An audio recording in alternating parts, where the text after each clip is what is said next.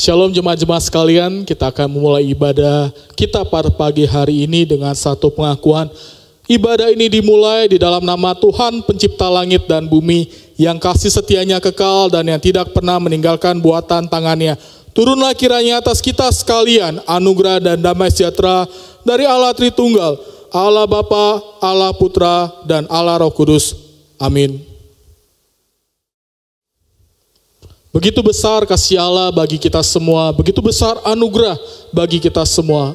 Mari bersama-sama kita memuji dan memuliakan Tuhan. Kita naikkan pujian dari KPBK 27, Kasih Allah.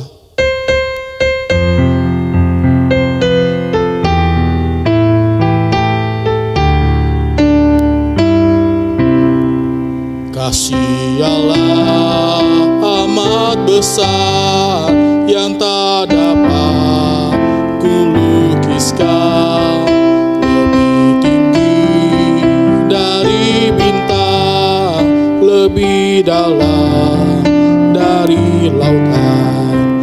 Meski Adam telah berdosa, Ia mengutus anaknya agar kita damai dengannya, dosa diampuninya.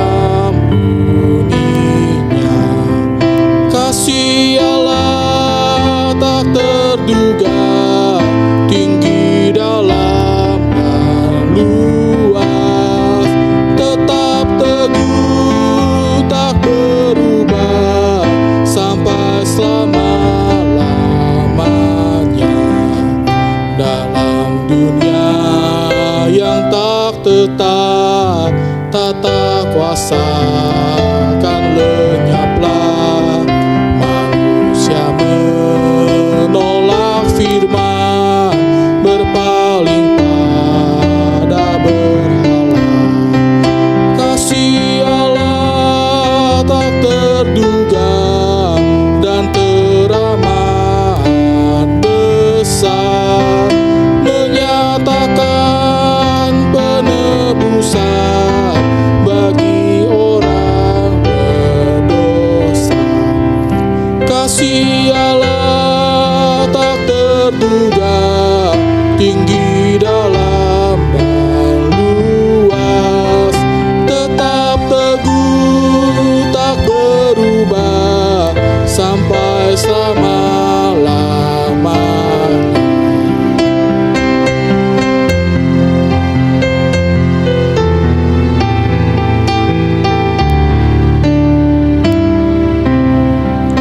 Dengan langit sebagai kertas, batang pohon sebagai pena, air laut sebagai dawan, tiap orang penulisnya tak mungkin akan menuliskan kasih Allah yang besar.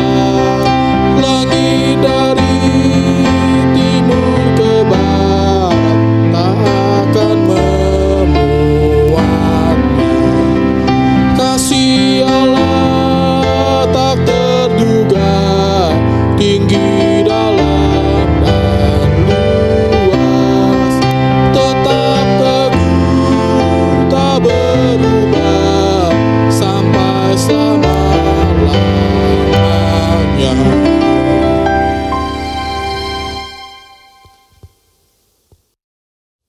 Mari kita bersama-sama kita berdoa. Bapa dalam surga, Tuhan, terima kasih Tuhan untuk setiap kasih-Mu yang begitu besar Tuhan, anugerah-Mu yang begitu besar Tuhan, bahkan karya-Mu di atas kayu salib Tuhan yang begitu besar Tuhan bagi kita semua Tuhan. Tidak ada satu karya pun, tidak ada satu perbuatan kami yang dapat menggantikan kasih dan anugerah-Mu Tuhan. Pada saat ini Tuhan, kami mau datang Tuhan, kami mau mengakui setiap dosa dan pelanggaran yang telah kami buat.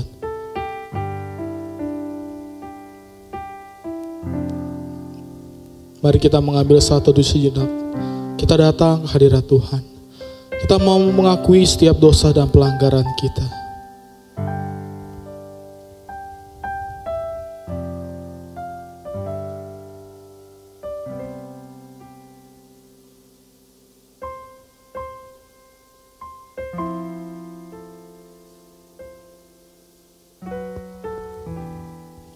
hanya karena kasih-Mu Tuhan yang begitu besar, kami boleh dilayakkan. Kami boleh diampuni. Segala dosa yang telah kami buat telah Kau ampuni. Begitu besar Tuhan cinta-Mu pada kami Tuhan. Kami bersyukur Tuhan, kami punya Allah yang begitu mengasihi kami. Terima kasih Tuhan. Hanya dalam nama Tuhan Yesus kami mengucap syukur. Haleluya. Amin. Saya mengundang jemaat untuk bangkit berdiri. Bersama-sama dengan seluruh umat percaya di muka bumi ini, kita akan mengikrarkan pengakuan iman kita. Pengakuan iman rasuli. Aku percaya kepada Allah, Bapa yang Maha Kuasa, Khalik langit dan bumi, dan kepada Yesus Kristus, Anak-Nya yang tunggal Tuhan kita, yang dikandung dari Roh Kudus, lahir dari anak darah Maria, yang menderita sengsara di bawah pemerintahan Pontius Pilatus, disalibkan, mati dan dikuburkan, turun ke dalam kerajaan maut. Pada hari yang ketiga, bangkit pula dari antara orang mati, naik ke surga, duduk di sebelah kanan Allah, Bapa yang Maha Kuasa, dan dari sana Ia akan datang untuk menghakimi orang yang hidup dan yang mati. Aku percaya kepada Roh Kudus, gereja yang kudus dan am, persekutuan orang kudus, pengampunan dosa, kebangkitan tubuh, dan hidup yang kekal. Amin. Jemaat silakan duduk. Sebentar kita akan masuk dalam firman Tuhan. Mari kita persiapkan dan hati dan pikiran kita. Kita datang ke ruang yang Maha Kudus. Kita naikkan pujian ini.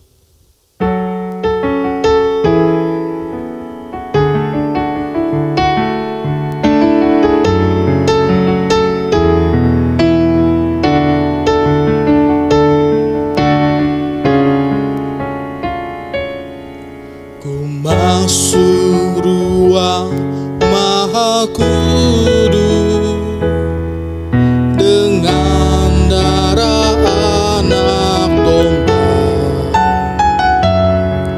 Ku masuk dengan hati tulus menyembah yang Maha Kuasa. Ku menyembah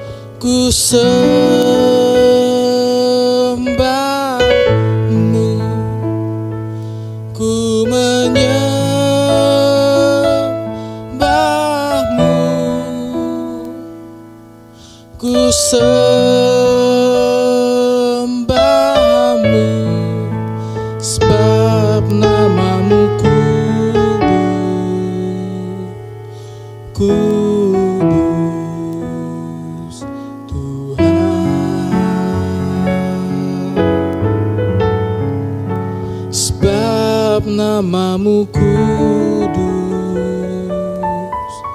kudus Tuhan.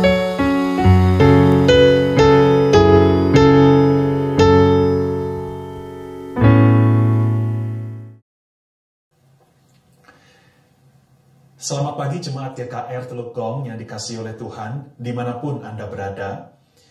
Seharusnya saya berkhotbah di gereja Anda pada hari ini. Tetapi karena kita di tengah pandemi, kita harus beribadah di rumah masing-masing.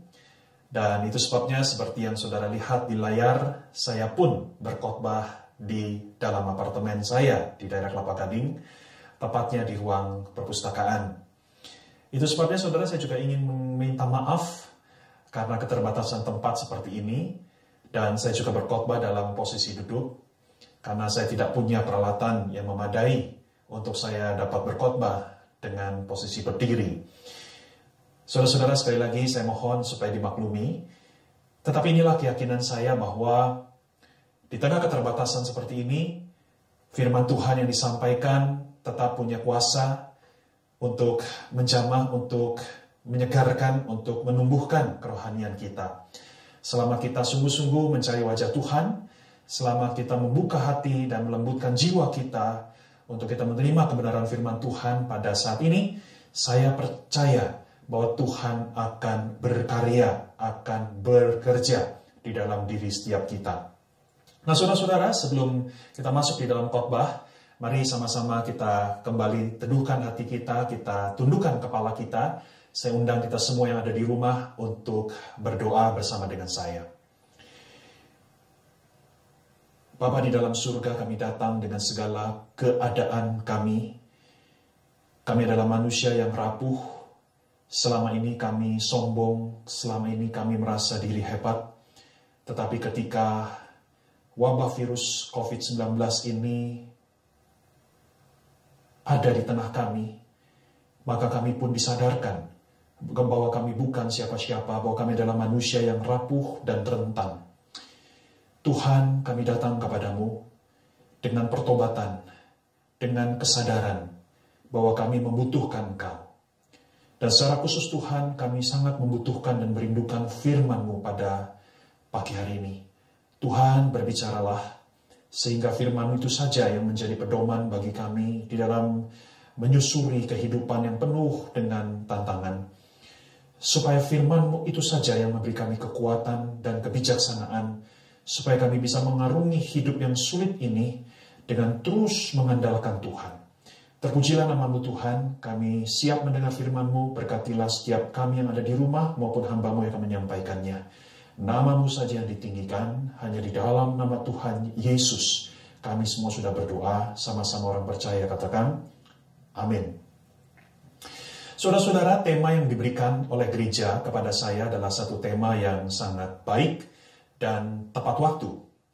Tema yang diberikan adalah mengalami Allah melalui ibadah online. Mengalami Allah melalui ibadah online. Nah, saudara-saudara, sejak pertengahan bulan Maret yang lalu, jadi hampir 2 bulan, kita sudah merasakan wabah global atau pandemi dari virus COVID-19. Saudara, pandemi ini bukan hanya menyerbu kehidupan kita sehari-hari, tetapi juga sangat berdampak kepada kehidupan bergereja. Pandemi mengubah kehidupan bergereja kita secara signifikan. Dan salah satu aspek dari gereja yang paling merasakan dampaknya tidak lain tidak bukan adalah ibadah hari Minggu. Kita tahu saudara-saudara bahwa kita tidak bisa lagi datang ke gereja seperti biasanya. Kita tidak bisa lagi melakukan ibadah konvensional di mana kita bertatap muka satu dengan yang lain. Tetapi kita beribadah secara online atau ada yang mengistilahkan juga tele ibadah. Kita beribadah di rumah masing-masing dengan dipandu atau dipimpin oleh tim dan juga pendeta, pengkhotbah melalui layar kaca atau layar komputer kita. Nah, saudara-saudara, ini sudah berlangsung selama hampir 2 bulan. Sekalipun ada kontroversi di awal, ada yang tidak setuju, ada yang tidak mendukung akan ibadah online, Tetapi sekarang kenyataannya hampir semua gereja sudah memanfaatkan atau menggunakan ibadah online. Sekalipun ada gereja yang tidak mampu memproduksi ibadah online karena mereka tidak punya SDM atau peralatan, tetapi mereka juga menyarankan, menganjurkan untuk jemaat mereka untuk mengikuti ibadah online yang tersedia dari gereja rekan atau sesama gereja di dalam satu sinode. Jadi sekali lagi saudara-saudara, fenomena ibadah online sudah menjadi sebuah rutinitas baru atau istilahnya adalah new normal, sesuatu yang rutin kita lakukan tiap minggu. Nah, saudara-saudara, sebelum saya masuk di dalam bagian yang lebih jauh, pemaparan firman Tuhan, saya ingin menegaskan di awal khotbah ini juga bahwa ibadah online harus dilihat dalam konteks saat ini yang tidak normal. Keadaan yang tidak normal, keadaan yang anomali. Saudara-saudara, ibadah online harus dilihat dari konteks itu. Artinya, saudara-saudara, ibadah online merupakan respon terhadap konteks kita pada saat ini. Ibadah online adalah sebuah alternatif. Ibadah online bersifat situasional dan temporal. Situasional artinya ibadah online bergantung pada situasi saat ini. Kalau nanti situasinya kembali normal, pandemi ini usai, maka saudara-saudara ibadah online juga akan berhenti dan kita akan kembali kepada ibadah konvensional. Dan ibadah online juga bersifat temporal karena hanya sementara waktu saja. Sekali lagi saya tegaskan bahwa ibadah online adalah sebuah alternatif. Ibadah online tidak bisa menjadi standar atau norma. Ibadah online tidak bisa menggantikan ibadah konvensional, saudara-saudara. Tentu saja, kalau nanti situasi sudah normal, kita kembali kepada ibadah konvensional, mungkin ada gereja yang meneruskan ibadah online-nya. Dalam arti merekam ibadah konvensional pada hari Minggu, kemudian menayangkannya di platform sosial media. Ya, bagi saya itu tidak apa-apa, selama ibadah online menjadi semacam pendamping atau pelengkap saja. Tidak menggantikan ibadah konvensional. Nah, saudara-saudara, kita kembali kepada tema dari khotbah kita, mengalami Allah melalui atau dalam ibadah online. Saudara, ketika saya diberikan tema ini, saya melihat ada satu pertanyaan di balik tema ini. Satu pertanyaan yang coba ditangkap oleh gereja, yang barangkali pertanyaan ini juga muncul atau mengganggu diri jemaat. Apakah kita bisa sungguh-sungguh mengalami Tuhan di dalam ibadah online? Secara format, ibadah online sangat berbeda dengan ibadah konvensional.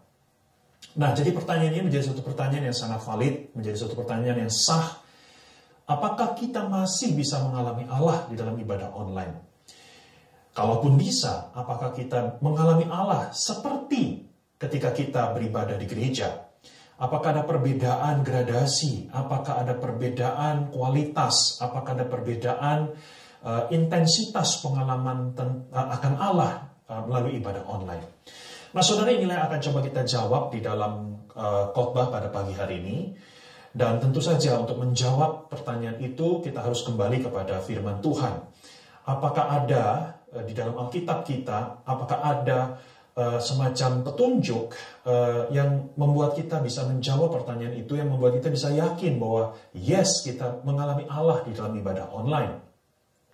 Dan nanti khotbah saya akan ditutup dengan bagian-bagian yang lebih praktis yang harus kita sebagai jemaat lakukan dalam rangka kita bisa mengalami Allah di dalam ibadah online. Nah, saudara, mari kita segera saja masuk. Saudara, apakah bisa mengalami Allah dalam ibadah online? Apa kata firman Tuhan? Saudara, saya coba mengajak kita untuk melihat satu saja bagian firman Tuhan, yaitu dari Injil Yohanes, pasal 4, ayat 19 sampai 24. Injil Yohanes, pasal 4, ayat 19 sampai yang ke-24. Mari kita buka Alkitab kita masing-masing, dan saya akan membacakannya buat saudara-saudara sekalian. Saya akan mulai dari ayat yang ke-19 dan sampai yang ke-24. Kata perempuan itu kepadanya, "Tuhan, nyata sekarang padaku bahwa engkau seorang nabi. Nenek moyang kami, yaitu bangsa Samaria, menyembah di atas gunung ini. Tetapi kamu katakan bahwa Yerusalemlah tempat orang menyembah." Kata Yesus kepadanya, "Percayalah kepadaku, hai perempuan, saatnya akan tiba bahwa kamu akan menyembah Bapa, bukan di gunung ini dan bukan juga di Yerusalem. Kamu menyembah apa yang tidak kamu kenal. Kami, orang Yahudi, menyembah apa yang kami kenal, sebab keselamatan memang datang dari bangsa Yahudi. Tetapi saatnya akan datang dan sudah tiba sekarang bahwa penyembah-penyembah benar akan menyembah Bapa dalam roh dan kebenaran. Sebab Bapa menghendaki penyembah-penyembah demikian." Ayat 24, "Allah itu roh, dan barang siapa menyembah dia, harus menyembahnya dalam roh dan kebenaran." Saudara-saudara, saya undang kita semua membacakan sekali lagi, ya, kita buka suara di rumah masing-masing, ayat 23 sampai 24 secara perlahan, dan sambil kita coba pahami kalimat Tuhan Yesus ini. 3, 2, 1. "Tetapi saatnya akan datang, dan sudah tiba sekarang, bahwa penyembah-penyembah benar akan menyembah Bapa di dalam roh dan kebenaran, sebab Bapa menghendaki penyembah-penyembah demikian. Allah itu roh, dan barang siapa menyembah dia, harus menyembahnya dalam roh dan kebenaran." Saudara-saudara, ini adalah pengajaran Tuhan Yesus yang sangat penting bicara tentang ibadah, penyembahan, atau dalam bahasa Inggrisnya worship. Nah, saudara, sedikit saya memberikan konteks. Barangkali ada yang tahu ceritanya, Yohanes pasal 4, tetapi izinkan saya mengingatkan kita kembali akan konteksnya. Saudara-saudara, jadi pengajaran Tuhan Yesus ini merupakan bagian dari seluruh rangkaian percakapan antara Tuhan Yesus dengan seorang wanita Samaria yang memang di dalam Injil Yohanes tidak disebutkan namanya. Saudara-saudara, Tuhan Yesus di dalam perjalanan dari wilayah Yudea kembali ke Galilea. Dan Tuhan Yesus sengaja melewati Samaria. Samaria adalah satu tempat, saudara-saudara, di mana Yesus di situ dia beristirahat. Dia melakukan transit sebentar, dia kehausan dan dia duduk di sebuah sumur, di pinggir sebuah sumur. Dan disitulah dia berjumpa dengan seorang perempuan Samaria yang sedang menimba air. Saudara-saudara, saya tidak akan menceritakan dari awal apa yang menjadi percakapan mereka, tapi intinya, saudara, terjadilah sebuah perbicaraan yang cukup intens antara Tuhan Yesus dengan wanita Samaria. Dan di tengah-tengah pembicaraan ini, saudara-saudara, wanita Samaria tersebut mengungkapkan kebingungan hatinya tentang ibadah atau tentang penyembahan.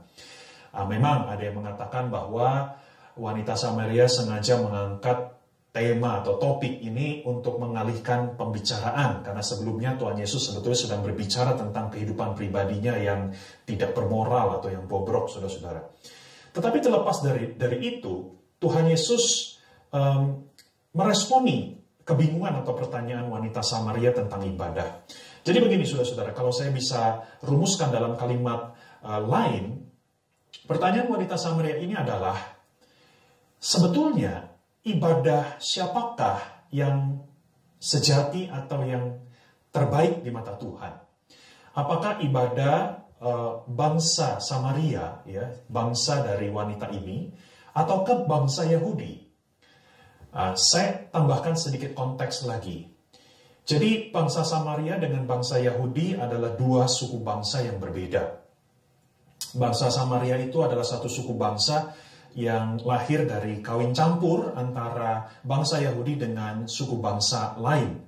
Dan itu sebabnya bangsa Yahudi membenci bangsa Samaria yang dianggap sebagai keturunan yang tidak murni.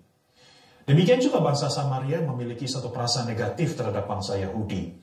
Dan di dalam praktek keagamaan mereka pun juga mereka memiliki perbedaan yang cukup signifikan. Misalnya, saudara-saudara, bangsa Samaria itu hanya mengakui kelima kitab Taurat dari Musa. Bangsa Samaria tidak mengakui kitab-kitab lain dari Perjanjian Lama sebagaimana yang diakui oleh bangsa Yahudi. Dan ini yang penting juga, bangsa Samaria memiliki bait suci mereka sendiri. Mereka tidak sembahyang di bait suci di Yerusalem, yang mana adalah milik orang Yahudi, tetapi mereka menyembah Tuhan di bait suci mereka sendiri yang ada di Gunung Gerizim. Jadi sekali lagi saudara, inilah konteksnya. Dan pertanyaan wanita Samaria kepada Tuhan Yesus, kalau begitu, ibadah manakah yang terbaik di mata Tuhan? Ibadah manakah yang dapat dibilang sejati? Apakah ibadah orang Samaria di Gunung Gerizim atau ibadah orang Yahudi di Yerusalem? Saudara, perhatikan wanita Samaria ini memberikan multiple choice atau pilihan berganda. Apakah A atau B? Nah, saudara, yang menarik adalah Tuhan Yesus tidak terjebak di dalam pilihan ini, saudara-saudara. Tuhan Yesus tidak memilih A atau B. Tuhan Yesus tidak memilih ibadah orang Samaria atau orang Yahudi. Tetapi Tuhan Yesus justru memberikan sebuah pengajaran yang menerobos dua pilihan ini. Saudara-saudara, Tuhan Yesus mengatakan di dalam ayat 23-24 bahwa penyembahan yang benar dan sejati itu adalah penyembahan yang dilakukan di dalam roh dan kebenaran. Sekali lagi saya ulangi. Penyembahan yang sejati adalah penyembahan yang dilakukan di dalam roh dan kebenaran. Saudara-saudara, ini adalah satu pengajaran yang sangat revolusioner. Satu pengajaran yang betul-betul mengubah cara pandang kita, saudara-saudara, tentang ibadah. Saudara, pertanyaan wanita Samaria ini sebetulnya berkaitan dengan tempat dan format ibadah. Ya, jadi di kepala wanita Samaria, ibadah yang sejati itu ditentukan oleh tempat atau format ibadah. Itu sebabnya dia mengatakan apakah ibadah orang Samaria di Gunung Gerizim, ya, tempat dan formatnya orang Samaria, atau orang Yahudi di bait suci di Yerusalem. Ya, jadi sekali lagi mengacu pada tempat dan format ibadah. Saudara, ini paradigma di kepala wanita Samaria, dan ini juga paradigma yang kalau kita mau jujur seringkali menghinggapi kepala kita. Seringkali kita menilai kesejatian sebuah ibadah itu semata-mata dari tempatnya atau dari formatnya, ya, dari kemasannya, bagaimana ibadah itu dilakukan. Dan Tuhan Yesus mengatakan bukan kedua-duanya. Artinya Tuhan Yesus ingin mengatakan bahwa bukan tempat dan format yang menjadi penentu keabsahan sebuah ibadah Kristiani. Nah, saudara, ini kabar baik buat kita. Mari kita kaitkan kembali dengan ibadah online. Saudara, ibadah online adalah sebuah format yang berbeda dengan ibadah konvensional. Ibadah online bicara tentang format. Dan kita pun beribadah di rumah masing-masing, itu bicara tentang tempat. Kita tidak beribadah di gedung gereja atau di ruang kebaktian di gereja. Nah, saudara, ini kabar baik buat kita berdasarkan Yohanes pasal 4 ayat 23-24. Bahwa kesejatian ibadah kita itu tidak ditentukan oleh format seperti ibadah online atau tempat seperti rumah kita sendiri. Artinya apa, saudara? Kalau kita hubungkan dengan tema khotbah, artinya kita sudah bisa mulai menjawab pertanyaan kita. Bahwa kita bisa mengalami Allah melalui ibadah online. Bisa. Karena kesejatian ibadah sebagai sebuah perjumpaan antara kita umatnya dengan Tuhan, itu tidak didikte, itu tidak dibatasi, itu tidak dipengaruhi oleh tempat dan format. Saudara, kita bisa mengalami Allah yang sejati. Allah bisa menjumpai kita.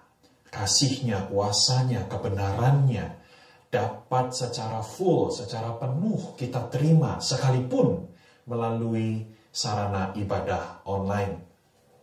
Nah, tetapi saudara-saudara, saya perlu mengajak kita lebih lanjut lagi. Ya, kita bisa mengalami Tuhan melalui ibadah online, tetapi ada dua hal yang sangat penting yang juga kita harus pahami, saudara.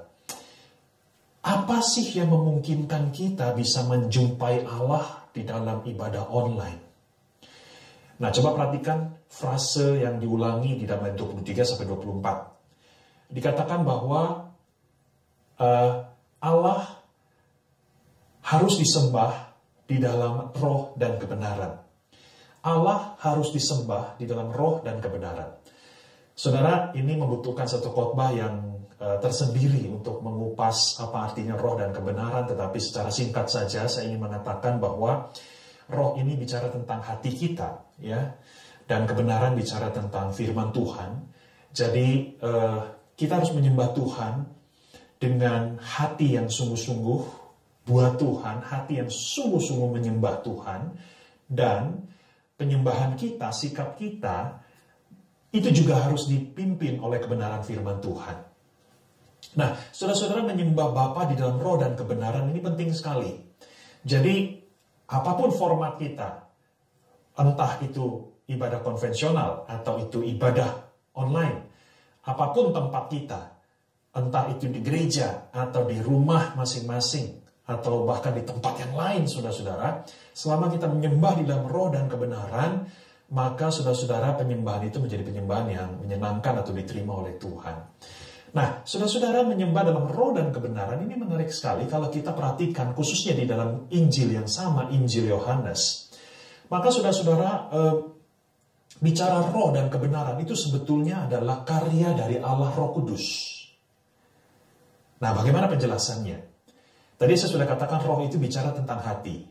Roh itu bicara tentang roh kita yang menyembah Tuhan. Jangan lupa di dalam pasal sebelumnya, Yohanes pasal yang ketiga, Yesus berbicara dengan Nikodemus, di mana Yesus berkata, kamu harus dilahirkan baru, ya, dan itu adalah karya Roh Kudus.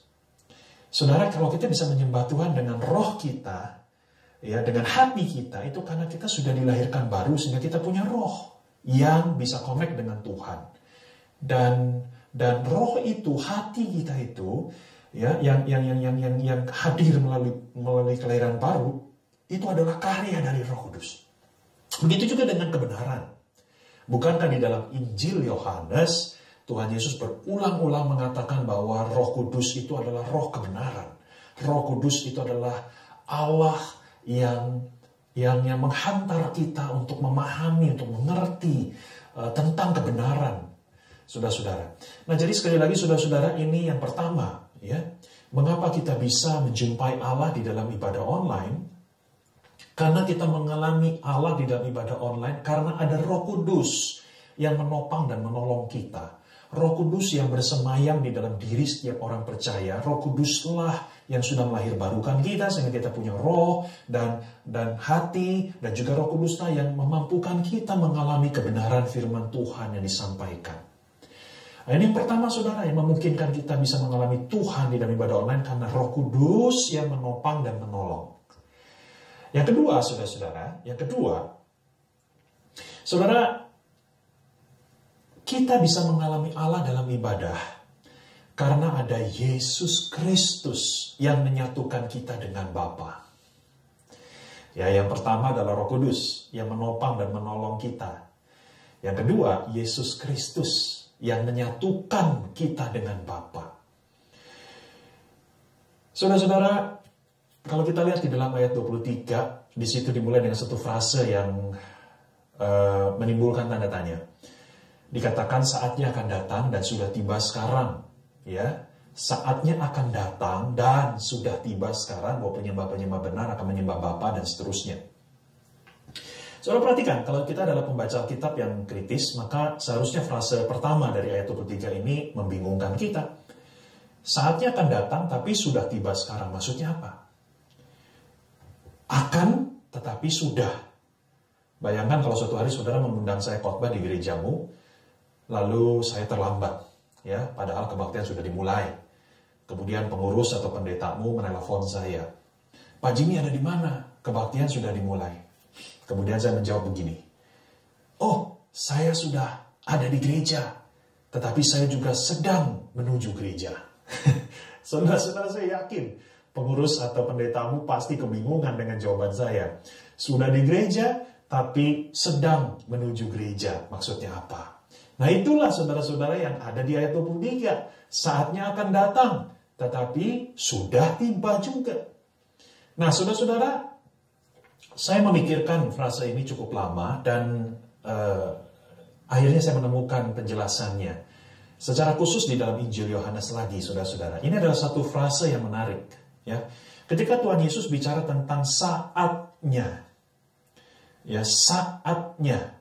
Nah, saudara-saudara, ini bicara tentang penebusan Kristus yang berpuncak pada kematiannya di atas kayu salib. Sekali lagi, saudara, ketika Yesus menggunakan istilah saatnya, khususnya di dalam Injil Yohanes, sebetulnya bicara tentang penebusan Kristus yang berpuncak di atas kayu salib. Itu sebabnya, saudara-saudara, beberapa kali Tuhan Yesus ingin dibunuh atau ditangkap, saudara-saudara, oleh musuh-musuhnya, dan Tuhan Yesus selalu berkata, saatku belum tiba. Itu sebabnya tidak mungkin ada satu orang pun yang bisa membunuh aku.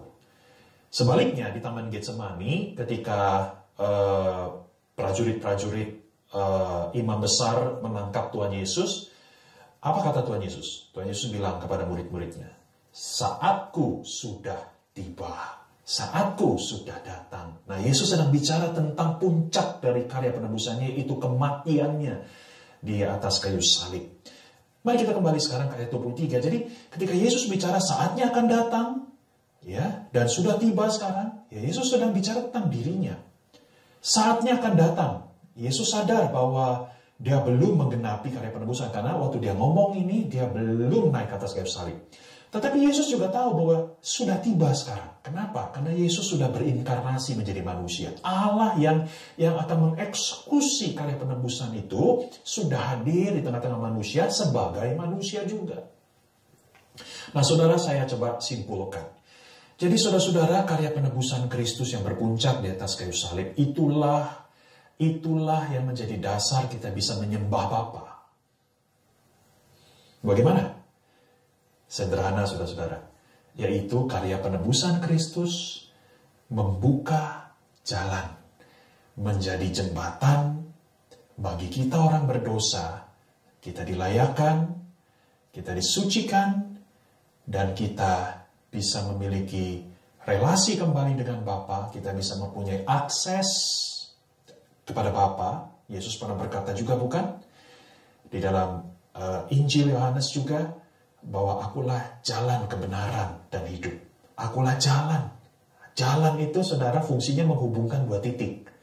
Ya, saudara, artinya ketika Yesus berkata akulah jalan, Yesus menghubungkan antara kita dengan Bapa di sorga.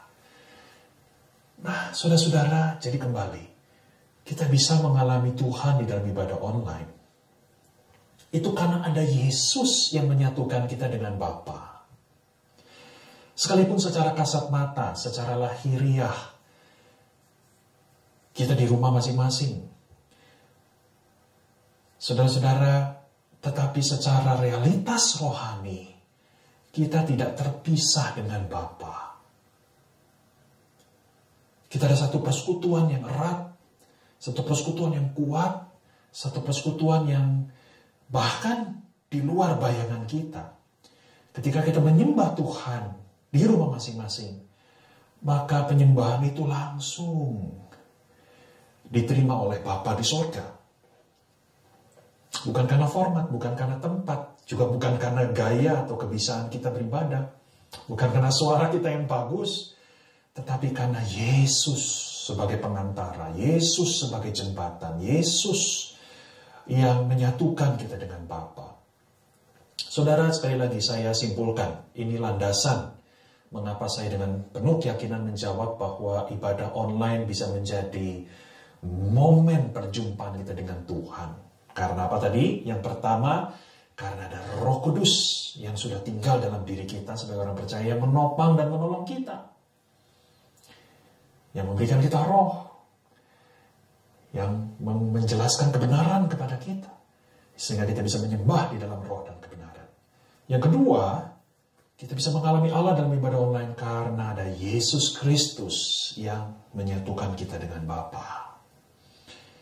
Kita diangkat menjadi anak Bapa melalui Kristus, sehingga doa kita, pujian kita, nyanyian kita, apapun yang kita lakukan di rumah melalui ibadah online, itu langsung kepada Bapa. Nggak ada lagi hambatan, nggak ada lagi halangan, nggak ada lagi jurang, semua langsung diterima oleh Bapa sebagai sebuah penyembahan. Dan Bapa pun juga bisa langsung berbicara kepada kita di dalam ibadah online. Nah, saudara-saudara, itulah landasan konsep filosofi dari perjumpaan kita dengan Allah di dalam ibadah online. Nah, saudara-saudara, saya akan akhiri khotbah ini dengan beberapa petunjuk atau nasihat secara praktis buat kita. Jadi tadi sudah kita bahas bahwa kita bisa berjumpa dengan Allah melalui ibadah online. Ya, hadirat Allah bisa kita alami melalui ibadah online. Kita bisa menerima berkat-berkat rohani yang Tuhan sudah sediakan melalui ibadah online. Tetapi begini saudara, jangan pernah kita lupa bahwa ada bagian yang kita harus lakukan. Ada bagian yang harus kita kerjakan dalam rangka supaya kita bisa sungguh-sungguh mengalami manfaat rohani secara maksimal di dalam ibadah online. Ilustrasinya begini. Saudara, ibaratkan hadirat Tuhan itu sebagai sebuah hadiah. Sekali lagi, hadirat Tuhan sebagai sebuah hadiah. Hadiah itu sudah disediakan buat kita. Sudah ada, gitu. Ya, kita bisa langsung menikmatinya. Tetapi, saudara-saudara, dalam rangka kita langsung menikmati hadiah itu, kita harus melakukan sesuatu, bukan?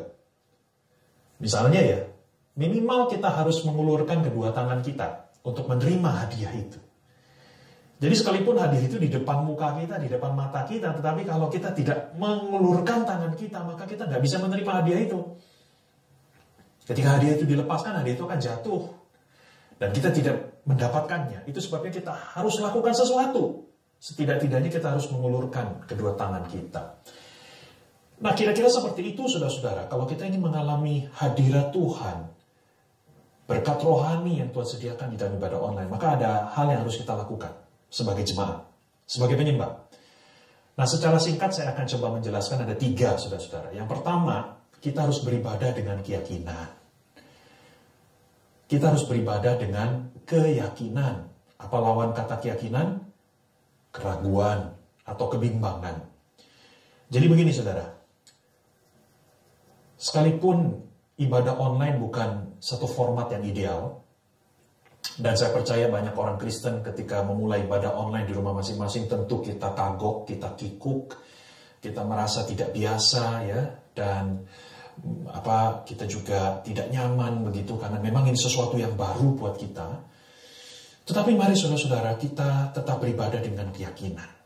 Keyakinan bahwa Tuhan hadir, bahwa Tuhan bekerja 100% melalui keterbatasan ibadah online. Bahwa nilai ibadah online tidak berbeda dengan nilai ibadah konvensional, saudara-saudara.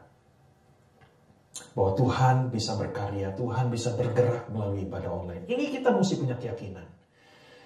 Karena kalau tanpa keyakinan seperti ini, maka akan sangat mempengaruhi seluruh jalannya penyembahan kita. Saudara, kalau kita sungguh-sungguh yakin bahwa kita sedang berhadapan dengan Tuhan, sekalipun melalui ibadah online, maka, ya ini poin yang kedua, maka kita bisa beribadah dengan kesungguhan. Apa lawan kesungguhan? Kesembarangan atau keasal-asalan. Itu sebabnya saudara tidak heran ketika ibadah online ini mulai dilakukan oleh banyak jemaat, maka gereja-gereja mereka, saudara, memberikan satu panduan atau satu pedoman, ya, antara lain nih, ya, jemaat tetap harus sudah mandi lebih dahulu, sudah berpakaian rapi, ya, tidak sambil makan, tidak sambil ngobrol, tidak sambil tidur-tiduran di ranjang, atau tidak sambil mengerjakan hal yang lain, ya. Intinya adalah gereja mengingatkan kita untuk kita tetap harus dengan sikap yang biasanya kita lakukan di gereja, walaupun kita ibadah online, ya, pakaian rapi, ya, kemudian juga kalau worship leadernya atau liturgisnya mengajak kita untuk berdiri, untuk mengangkat tangan, untuk bertepuk tangan, untuk berdoa, untuk membacakan sesuatu, kita juga harus lakukan di rumah kita, saudara, ya, di depan layar kaca kita tetap harus lakukan itu. Sekali lagi, saudara, di balik instruksi ini ada satu hal yang penting, bahwa kita memang harus beribadah dengan kesungguhan. Jangan sampai karena ini ibadah online, karena ini di rumah sendiri, lalu kesungguhan kita berkurang. Ya, nah saudara, kita harus dengan sungguh-sungguh. Saudara, Tuhan Yesus pernah mengatakan, mintalah maka engkau akan diberi, ketoklah maka pintu akan dibukakan kepadamu, barang siapa yang mencari dia akan menemukan. Saudara lihat, kalimat Tuhan Yesus ini bisa diaplikasikan juga dengan konteks kita di ibadah online. Kalau saudara sungguh-sungguh mencari Tuhan, saudara sungguh-sungguh mengarahkan segenap dirimu, hati, jiwa, pikiran, perasaan, dan termasuk tubuh kepada Tuhan, maka saudara pasti akan menjumpai Tuhan. Bukan karena Tuhan suka petak umpet, saudara, bukan.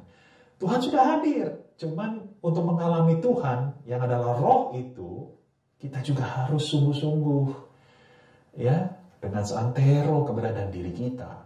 Nah, oke, jadi dua, keyakinan, kesungguhan. Kita harus beribadah dengan keyakinan, kita harus beribadah dengan kesungguhan. Yang terakhir, saudara-saudara, aplikasi buat kita harus beribadah dengan keutuhan. Apa yang saya maksud dengan keutuhan?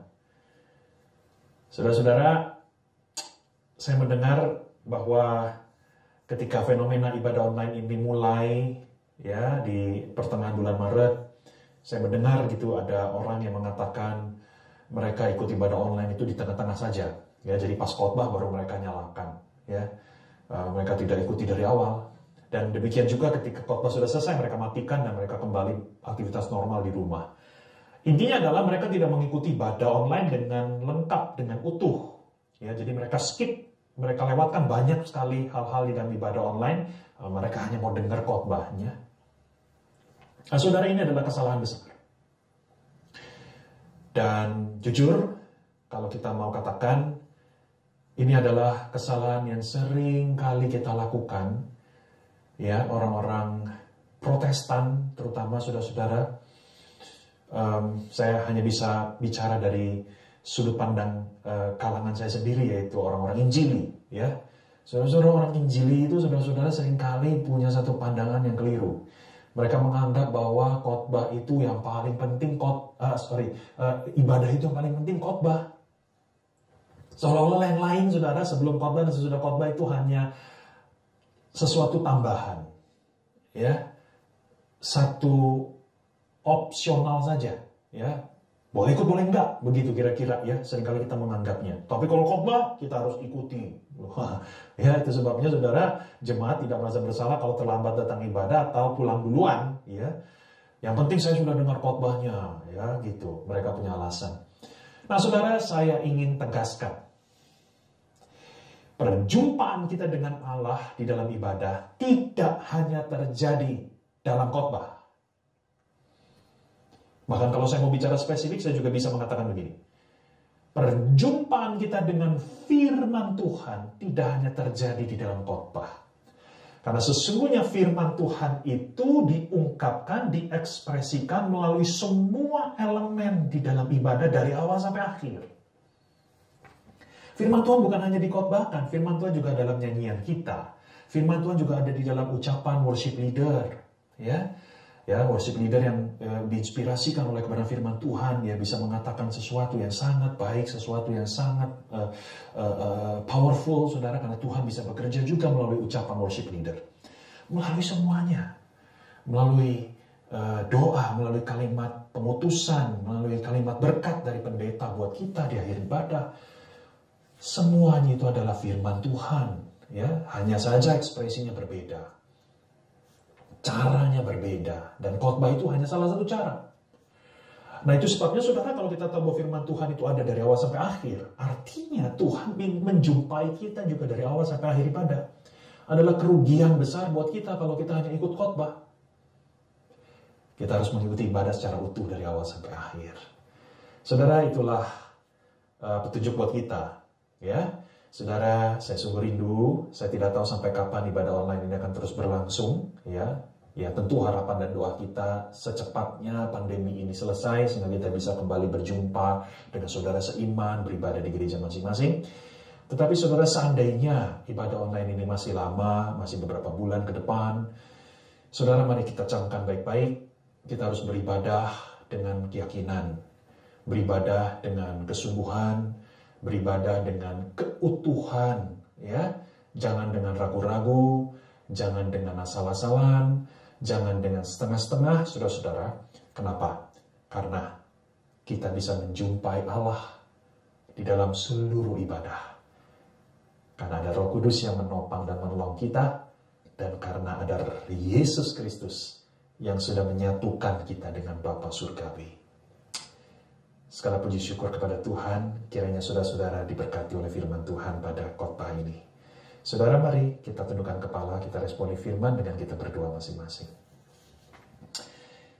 Tuhan, terima kasih untuk firman-Mu, terima kasih untuk kebenaran firman yang kami terima, yang begitu membebaskan kami dari segala tanda tanya dan kekhawatiran, khususnya di dalam kami beribadah online.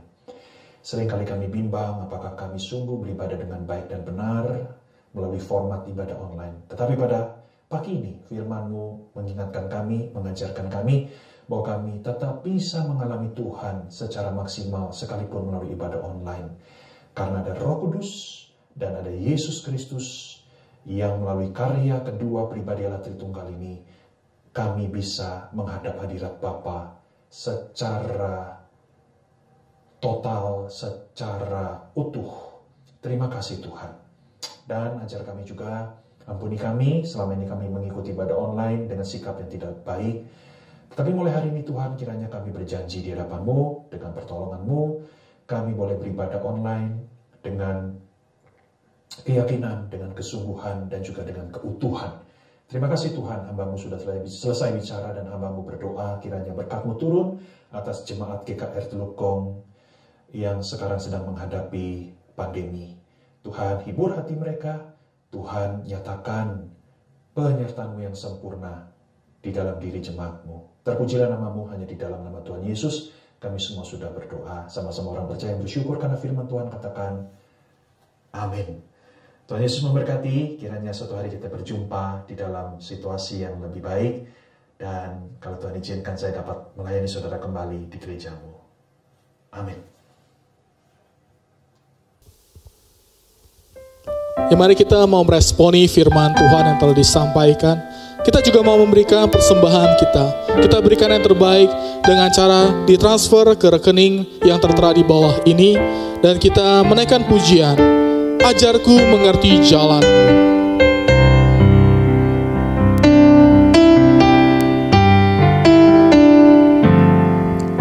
Ajarku untuk mengerti jalan-jalan-Mu, Tuhan. Ajarku untuk mengerti rencana-Mu di hidupku. Sekali ku berjalan dalam lembah yang gelap, ku tahu pasti Engkau besertaku. Ajarku untuk bersyukur dalam segala keadaan. Ajarku merasakan kasih-Mu yang sempurna. Sekalipun banyak hal yang takkan ku pahami, namun ku tetap percaya Kau setia. Jalan-Mu adil dan benar, rencana-Mu sungguh sempurna. Gunung batuku yang tak akan goyah. Kau memegang hari esokku dan menuntun setiap jalanku. Bersama-Mu ku tak akan goyah.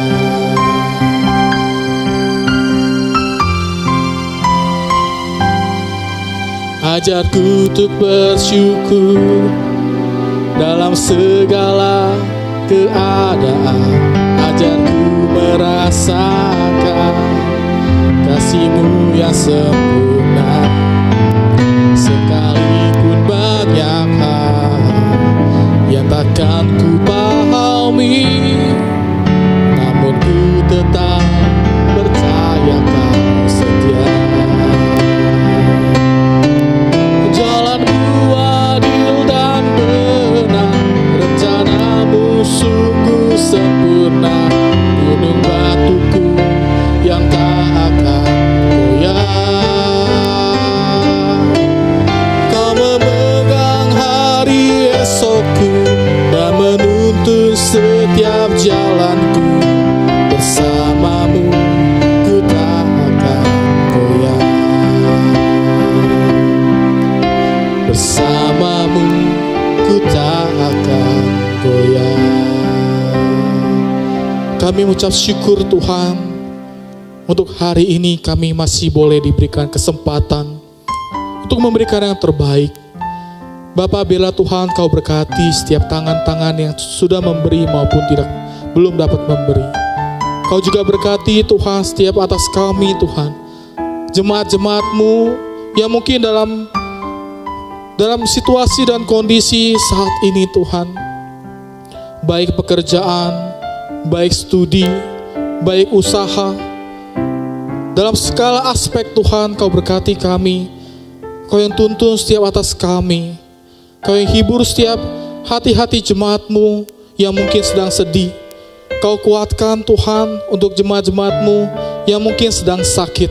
Bapa, biarlah Tuhan kami boleh belajar melihat setiap jalan-jalan-Mu Tuhan. Kami boleh punya iman Tuhan, bahwa apa yang kami rasakan saat ini Tuhan, kami boleh melihat anugerah daripada Engkau Tuhan. Bapa, biarlah Tuhan Kau juga berkati Tuhan pemerintahan dalam menghadapi pandemi COVID-19 ini Tuhan.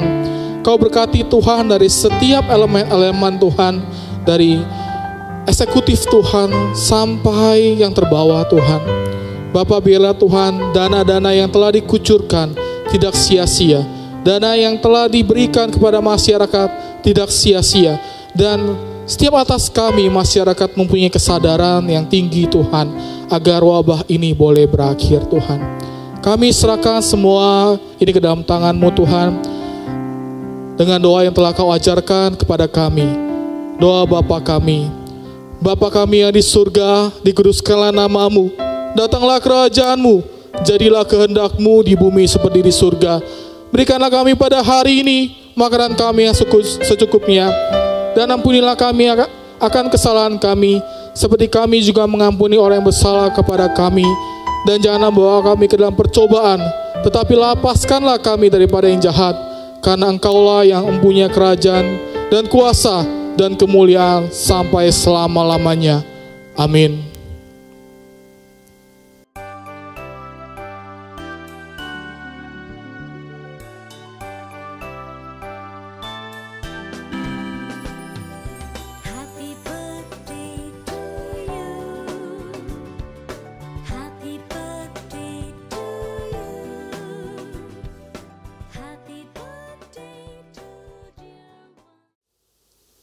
Shalom jemaat yang dikasihi oleh Tuhan. Bersyukur karena pada hari ini kita bersama-sama bisa beribadah. Dan pada hari ini kita juga dilayani oleh Guru Injil Jimmy Setiawan. Segenap jemaat GKR Telugong mengucapkan terima kasih kepada Pak Jimmy Setiawan untuk pelayanan pemberitaan firman Tuhan pada hari ini. Kiranya Tuhan yang menolong dan menyertai Bapak di dalam pelayanan yang dikerjakan.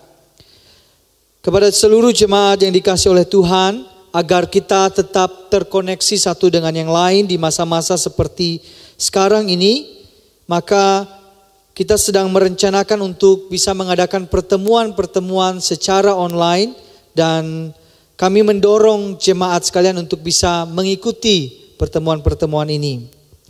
Jemaat yang dikasihi Tuhan, kita akan bersama-sama mengakhiri ibadah kita pada hari ini. Mari kita bersama-sama bangkit berdiri. Kita akan menaikkan pujian Doksologi.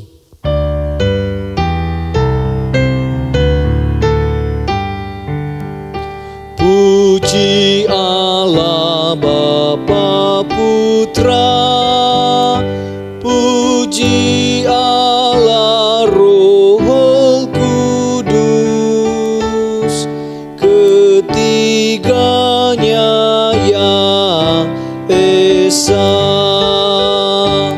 Pohon selamat sumber berkat. Amin.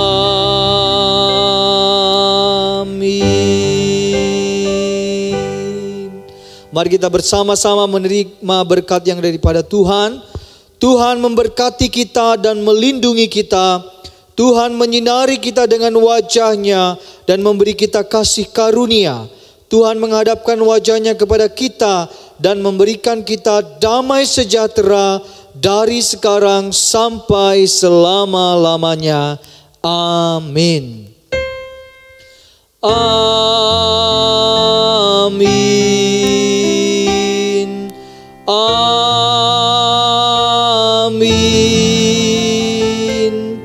Amin.